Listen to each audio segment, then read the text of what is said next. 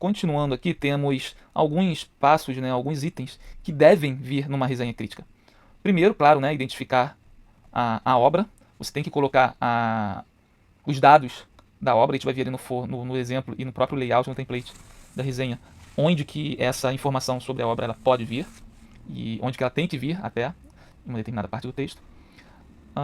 Segundo, fazer um panorama inicial, é um conteúdo que tem que ter também. Você falar um pouco de forma mais geral sobre a obra. Descrever a estrutura da obra, né? Apresentar aí o formato. Tem obra que vai vir escrita, por exemplo, três pessoas. Né? Às vezes, eu li um livro que falava sobre Israel, era uma guia turística escrevendo com um teólogo. Então, dentro de cada capítulo, tinha uma parte, alguns parágrafos que foram escritos pela guia turística, e outra, dentro do mesmo capítulo, pelo teólogo. E isso aí seguia o livro inteiro, era a estrutura do livro. Cada capítulo tinha o ponto de vista daquele mesmo objeto, né? Por exemplo, o Monte Moriá.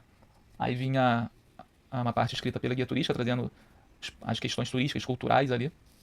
E depois vinha a parte teológica falando sobre o Monte Moriá de acordo com, né, os eventos bíblicos. É, Tem livro que pode vir, por exemplo, 10 capítulos, 5 capítulos um autor, 5 capítulos outro autor. E aí essa estrutura que ela tem que ser apresentada.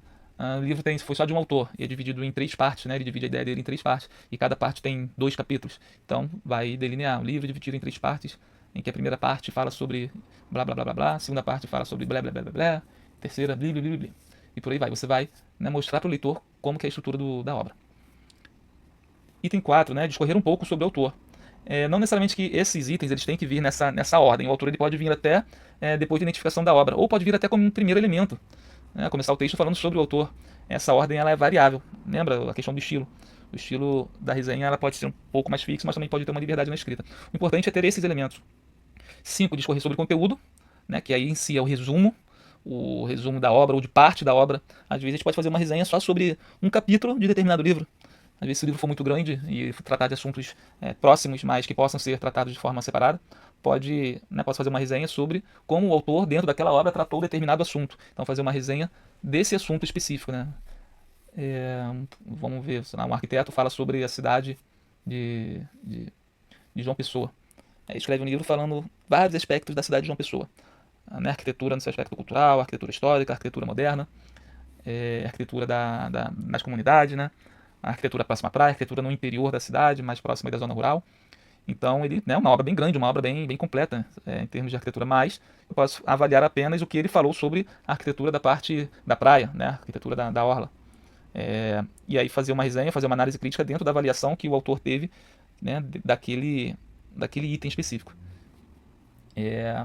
6. Faça a sua análise crítica.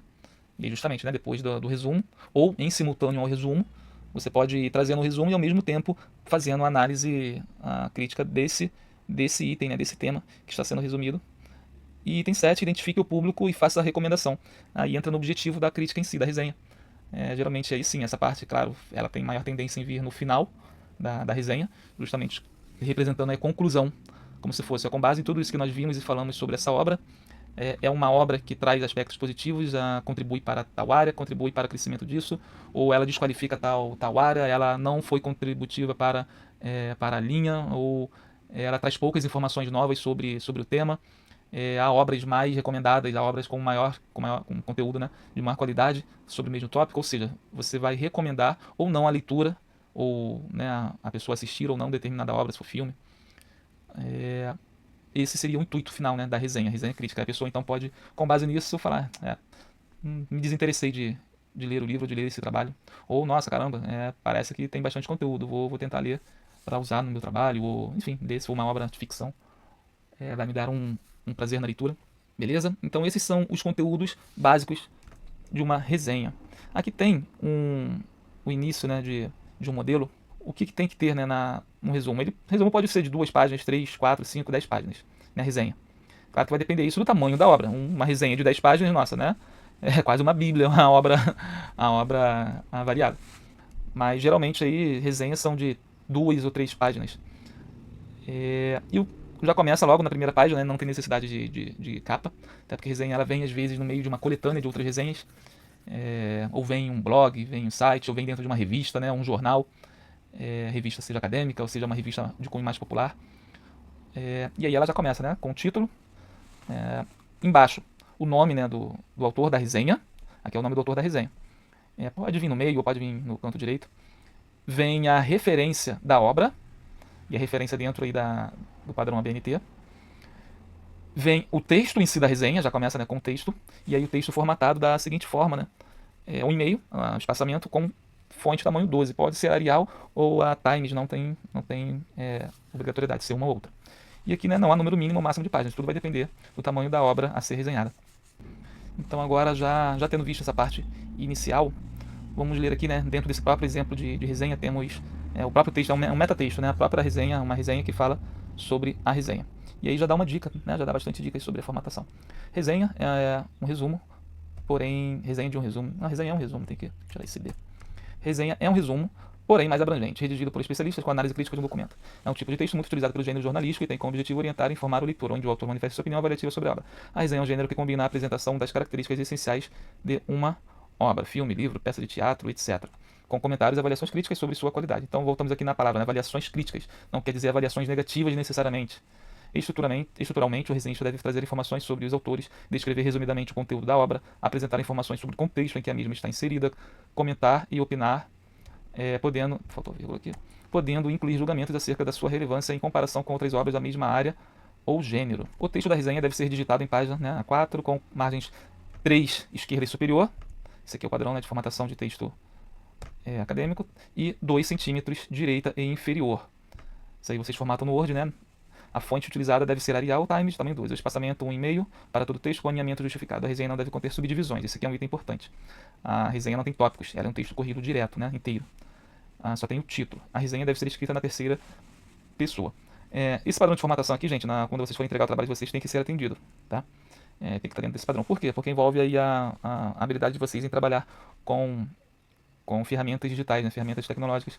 E claro que dependendo do que vocês vão exercer, ou, né, enfim, né, do que vocês vão exercer, ou até mesmo uma escrita esporádica, e vocês tiverem que submeter ou enviar o texto para alguém, geralmente a pessoa, ou o jornal, ou a revista, ou a igreja, ela pode pedir, né, um padrão específico, para ser enviado no padrão específico de formatação. E aí é bom, é necessário que vocês já tenham esse domínio de como formatar no Word ou algum outro editor de texto. Até porque também está dentro da BNT aqui, né? A gente vai ver futuramente outras aulas de mais itens sobre a BNT, mas já tem até aqui escrito antes, né? Tinha até lá a norma NBR 623. E essas normas da BNT vocês encontram na internet facilmente. Muita gente acha chato, né? Porque são muitas informações, são muitos arquivos para trabalhar em itens diferentes. Tem uma norma que fala só sobre resumo, outra norma que fala só sobre introdução, outra norma que fala sobre bibliografia, outra sobre citação. E isso torna realmente cansativo, ter que toda hora abrir um arquivo diferente para consultar a formatação específica de um texto apenas. Então, e aqui no final, né, tem referências. E esse nome de referência aqui também pode vir aqui no canto ou pode vir centralizado. E também as referências de acordo com a norma ABNT. E você só vai usar essas referências aqui no final se na sua resenha você usar outros autores, né, usar citações, seja direta ou indireta, para justificar, para embasar o seu texto. Se você não usar não se referenciar, né, a nenhuma outra obra, você não precisa colocar as referências aqui. Mas aqui não deveria vir a referência do livro ou da obra que eu estou resenhando? Não, porque ela já vem aqui em cima. Né? A referência tem que estar em formato ABNT, porque a referência da obra resenhada ela tem que vir aqui em cima. E embaixo, no final, só vai vir se você referenciar outras obras para justificar a sua crítica. Certo?